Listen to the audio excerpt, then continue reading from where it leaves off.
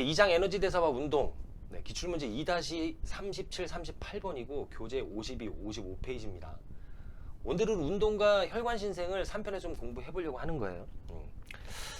참 대단한 게 이 과학자들은 참 대단한 것 같아. 무슨 얘기를 하려고 하냐면 근육을 놓고 정기적인 자극을 줘요. 전기 자극을 주는 거예요. 얼마나 전기 자극을 줬냐면 그 빈도는 하루에 한 번, 시간은 한 5분 정도 준 거예요.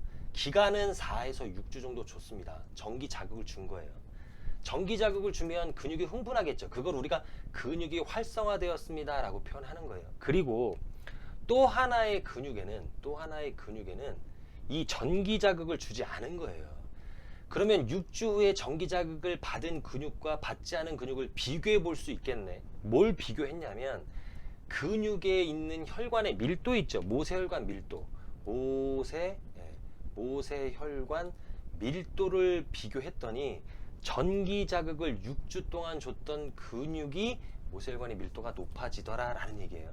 그러니까 근육을 활성화시켰다는 게 중요한 거지 전기 자극을 줬다는 게 중요한 게 아닙니다. 물론 이 당시엔 매우 중요했겠죠. 이 당시가 언제냐면 1934년이에요. 1934년 독일 과학자 2명이 근육에게 전기 자극을 준 거예요. 그러면 근육이 활성화된 거잖아요. 근육이 활성화된 게 중요한 거예요. 근육이 활성화가 6주 동안 5분씩 계속 된 거죠. 하루에 5분씩 6주 동안이라고 하는 게 더 맞는 표현이겠네. 예. 그랬더니 혈관 신생이 일어나더라. 그러면 이 전기 자극이라는 거 말고 근육을 활성화시킬 수 있는 방법이 또 뭐가 있냐면 운동이라는 게 있잖아요. 그렇죠? 그래서 1970년대에는 운동을 통해서 근육을 활성화시켰더니 역시 운동하지 않은 근육보다 모세혈관의 밀도가 증가하더라. 혈관 신생이 되었다라는 얘기예요. 그러니까 여기 피부가 이렇게 있겠죠. 피부 있고 그 다음에 지방이 있겠죠. 피하 지방. 그 다음에 근육이 있을 거예요. 여기에 바늘을 푹 꽂아가지고 그 바늘 통해서 근육 조직을 채취합니다. 근육 조직을 채취하면 조직이 이렇게 있을 거 아니에요. 그렇죠? 그러면 단위 면적당 모세혈관의 개수가 있을 거 아니에요. 그렇죠?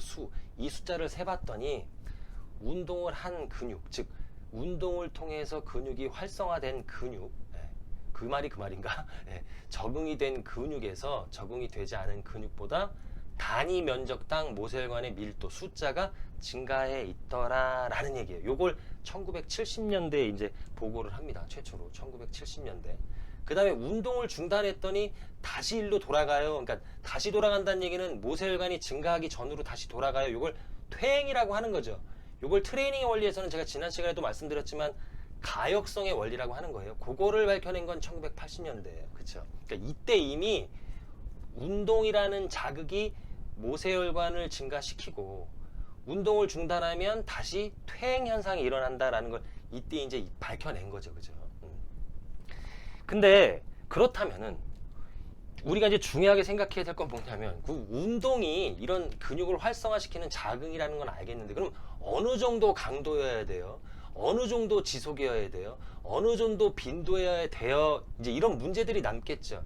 이거에 따라서 뭐 그러니까 뭐랄까 주장이 많은데 일반적인 주장은 뭐냐면 강도가 매우 중요하거든요. 운동 강도가 매우 중요한 이유는 뭐냐면 저강도 그리고 아주 고강도 운동에서는 혈관 신생이 잘 일어나지 않더라라는 얘기예요.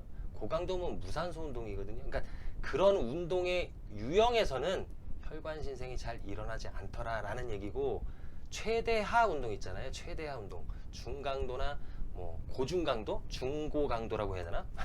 그런 강도에서 혈관 신생이 나타나더라라는 얘기죠. 그렇죠? 이렇게 되면은 지구력이 좋아질 수밖에 없죠. 그렇죠? 오케이. 자, 오늘은 운동과 혈관 신생에 대해서 좀 공부를 해봤습니다.